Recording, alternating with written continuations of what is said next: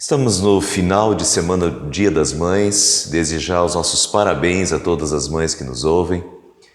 Durante a Páscoa, nós estivemos estudando as 7 frases de Jesus na cruz. Não sei se vocês notaram, mas uma das frases acabou ficando fora. Na semana em que nós estudaríamos a 3ª frase, houve uma troca de púlpitos e acabou ficando fora a frase em que Jesus se refere à sua mãe. Mas como o Dia das Mães não fica muito longe da Páscoa, eu não me preocupei e, na ocasião, já me programei para estudar esta frase agora, no Dia das Mães. Estudá-la neste dia tem uma atmosfera toda especial.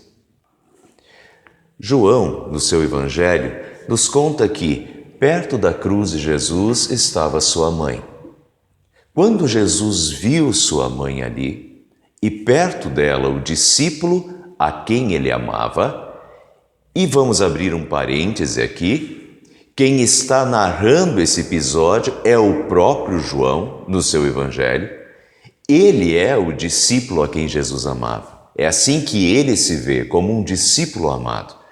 Então, perto da cruz de Jesus estava sua mãe. E quando Jesus viu sua mãe ali e perto dela o discípulo a quem ele amava, disse à sua mãe: "Aí está o seu filho." E ao discípulo: "Aí está a sua mãe." E vejam o que João diz agora. Como ele entendeu essas palavras de Jesus e o que ele fez a partir daí. Daquela hora em diante, o discípulo a recebeu em sua família. Portanto, João entendeu que Jesus estava pedindo para que ele cuidasse de Maria. E então João recebeu Maria em sua família. Este momento dramático, com Jesus crucificado e Maria, sua mãe, ali aos pés da cruz, acompanhando a morte agonizante de seu filho. Este momento estava predito já e profetizado. Neste momento estava se cumprindo a profecia de Simeão, feita lá quando Jesus ainda era um nenê, nos seus primeiros dias de vida. Simeão pegou Jesus no colo e disse para Maria: "Este menino está destinado a ser a queda e a elevação de muitos em Israel, e um sinal de contradição. Quanto a você, uma espada atravessará a sua alma. Quanto a você, Maria, uma espada atravessará, não o corpo. Não será a morte física, mas a sua alma. Uma espada atravessará a sua alma." E agora, aos pés da cruz, com o seu filho ensanguentado e crucificado, Maria estava com uma espada atravessada em sua alma. E essa espada foi atravessando a sua alma e cortando o seu coração durante as 6 horas que Jesus ficou crucificado e foi lentamente morrendo. Ali estava a mãe, Maria, aos pés de Jesus, sofrendo junto com seu filho e acompanhando seu filho até o fim. Essa é uma grande dor que, infelizmente, até hoje muitas mães sentem. A dor de terem de sepultar os seus próprios filhos, que é como sepultar uma parte delas mesmas, com a alma traspassada e com o coração cortado. Neste quadro, nós podemos ver também o amor de mãe que dura a vida toda e que vai até o fim. Não sabemos se todos os discípulos estavam ali aos pés da cruz. João estava. Mas os outros todos tinham se dispersado no dia anterior. Estavam com medo. Será que todos estavam ali aos pés da cruz? Não sabemos. Mas a mãe estava ali com o seu filho. Hoje tem muitas situações em que os filhos já têm uma certa idade, por vezes são ou já foram casados e até têm os seus próprios filhos já. mas quando adoecem ou passam por momentos difíceis, às vezes a esposa ou o esposo abandona ou não quer acompanhar e suportar o sofrimento, e por vezes nem os filhos estão por perto e dão suporte, mas frequentemente quem nós vemos ali presente, do lado da cama, no hospital, ou cuidando em casa, preparando aquela mesma comidinha caseira e carinhosa que preparava lá quando o filho ainda era um bebê. A mãe. Por isso tem poetas que chamam as mães de anjos de Deus, anjos que Deus colocou na terra. Elas não são de fato isso, elas não são de fato anjos, e eu também não quero aqui pintar mães santas e perfeitas, utópicas, que não tenham os seus erros, fraquezas e pecados, mas que, como uma característica quase que geral, de fato Deus parece ter dotado as mães com um amor quase que transcendente. Costumamos chamar isso de amor maternal, mas ele tem uma pitada de divino. Um amor que vemos em Deus, um amor que sofre, mas que não desiste, um amor que perdura até o fim.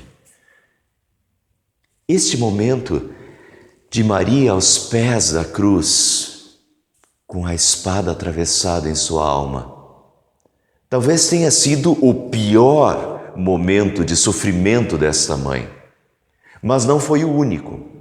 Se nós lembrarmos, aconteceram vários episódios marcantes envolvendo essa mãe, a começar pela gravidez. Uma gravidez vexatória, de vergonha e perigosa.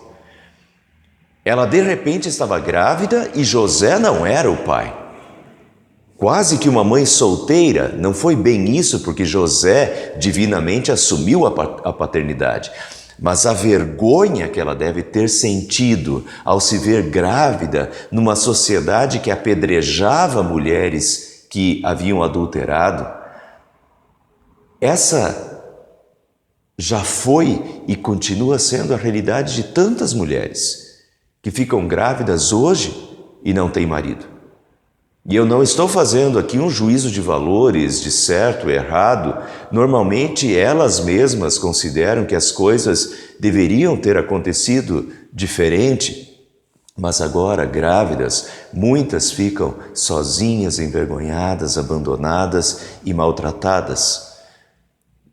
Mas a maternidade fala mais alto e, a despeito de todas as dificuldades, de todos os preconceitos, sofrimentos e lutas, hoje estão com seus filhos crescidos e orgulhosas, e seus filhos gratos pela mãe que não os abandonou, não os desprezou, nem os matou, mas os amou sobremaneira com um amor maternal. Maria e José também tiveram de fugir para o Egito quando Jesus era pequeno, porque Herodes estava matando as crianças. Imaginem-se, de um dia para o outro, fazer as malas e se pôr a caminho para uma terra de língua diferente, de costumes diferentes, sem saber onde vai morar, como vai se sustentar, sem amigos, sem parentes. Essa é a realidade ainda hoje de muitas mães que, por preocupação com os filhos, com a vida e o futuro dos filhos, fogem dos seus países sob risco de morte para tentar dar um futuro melhor aos seus filhos. Mas não apenas estas mães que hoje têm uma realidade muito parecida com a de Maria ao fugir para o Egito. Neste quadro desta fuga e de toda a abnegação que isso significou, nesse quadro seria possível ver quase todas as mães e enxergar os inúmeros sofrimentos que elas se dispõem a passar para os seus filhos, os atos de abnegação e de sacrifício que as mães realizam pensando na vida e no futuro dos seus filhos. atos de puro altruísmo, que é o contrário de egoísmo. Elas não pensam em si, em seu bem-estar. Colocam a vida dos seus filhos acima de suas próprias vidas, do seu bem-estar e dos seus interesses. O amor materno é uma bênção divina para a humanidade. E encerro a mensagem de hoje dizendo que os que estudaram as frases de Jesus na cruz resumem esta terceira frase como palavras de afeição. Jesus tinha e mostrou afeição à sua mãe. Mesmo na cruz, ele cumpriu o mandamento: honra teu pai e tua mãe. Ele se preocupou com Maria. Pelo que tudo indica, Maria já era viúva há um bom tempo, inclusive. E na cultura da época, as viúvas não herdavam os bens e também não tinha INSS na época. As viúvas dependiam da ajuda financeira dos filhos e da solidariedade da sociedade. Então Jesus pediu para que João cuidasse da sua mãe. E foi isso que João fez. O discípulo a recebeu em sua família. A pergunta que fica é: se todos os filhos estão honrando seus pais, cuidando deles, e se estão dispostos a fazer por eles o que eles fizeram pelos filhos quando estes eram pequenos, trocaram as fraldas, fizeram papinhas, deram comida na boca, suportaram as besteiras infantis que os filhos falavam. Vocês devem estar entendendo aonde eu quero chegar, né? Boa parte dos nossos pais na velhice voltarão a ser como crianças, dependentes, carentes, usando fraldas, tendo de receber comida na boca, falando besteiras e às vezes nem nos conhecendo mais. E então, faremos por eles o que eles fizeram por nós? Honra teu pai e tua mãe. Não desprezes sua mãe quando ela envelhecer, diz Provérbios 23:33. Então a terceira frase de Jesus na cruz e os seus dois personagens principais têm muito a nos lembrar e a nos dizer. Em Maria, lembramos de todas as dificuldades enfrentadas pelas mães desde a gestação, a infância, os inúmeros sacrifícios e toda a abnegação e o altruísmo próprias deste espírito materno, grandioso, dotado por Deus de uma capacidade de amar quase divina e transcendente, uma verdadeira dádiva divina à humanidade. E em Jesus, o próprio Deus na terra, nós temos o exemplo carinhoso e o incentivo a todos os filhos para que se preocupem com seus pais, lhes honrem e cuidem deles. Quero terminar a mensagem de hoje com uma oração. Vamos orar.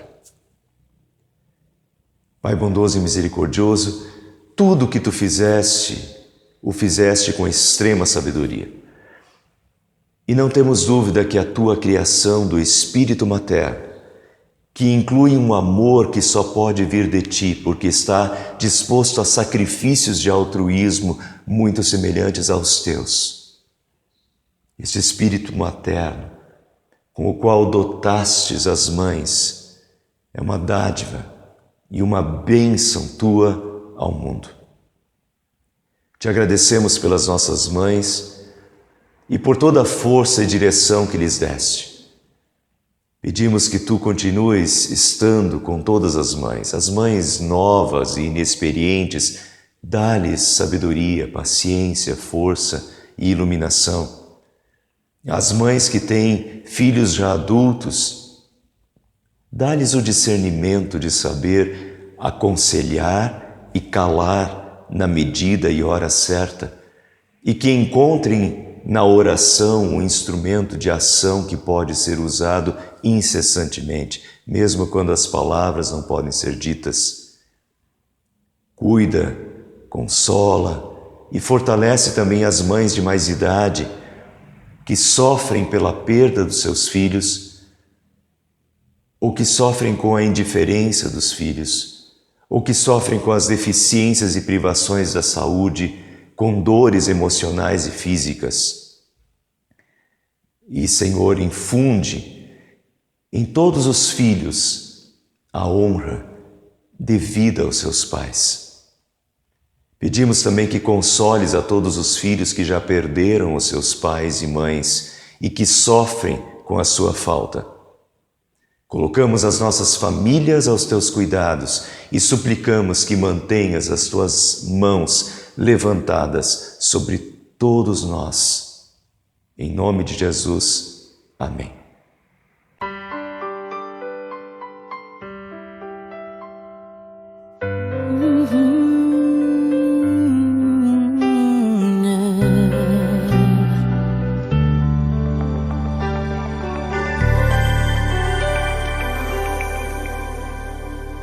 Seu coração é assim, não sei porquê, mas é assim.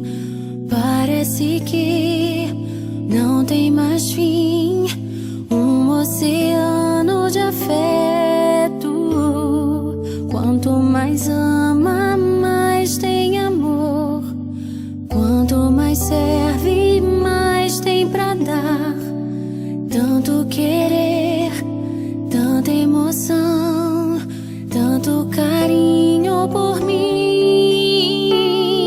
Seu coração é assim, flor que desabrocha a cada manhã, fonte de amor que é sem fim. Deus te fez assim pra cuidar